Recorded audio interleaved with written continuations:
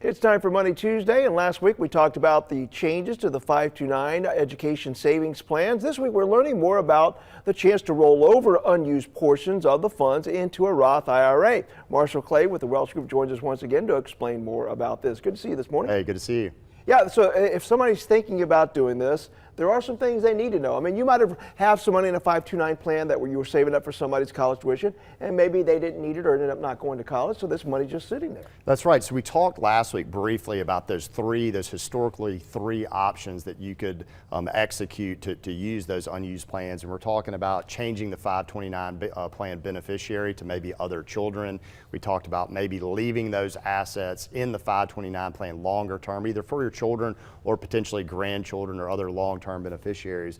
And then we talked about those non-qualified distributions, right? But we talked about the negative tax consequences of that. So there's this new option that just came out on the back end of 2022, and it's the 529 plan to Roth IRA conversion. So there's a number of things that the viewers need to be aware of. And the first is that it takes effect in 2024. So we have another year before this takes effect.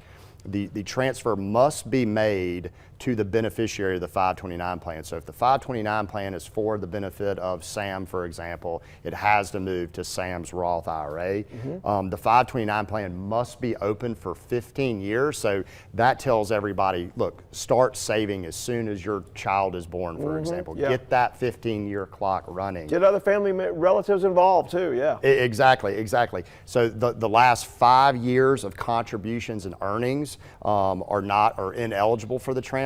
So again, get that clock running, get those contributions in. The normal annual contribution limits apply. So this year, for example, you can only contribute up to $6,500 into your Roth IRA.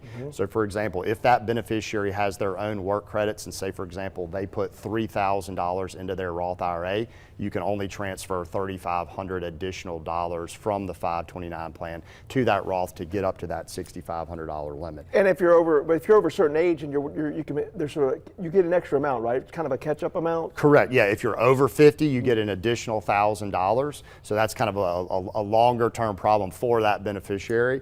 And then the earned income requirements still apply. So they have to be making money. They have to be earning income.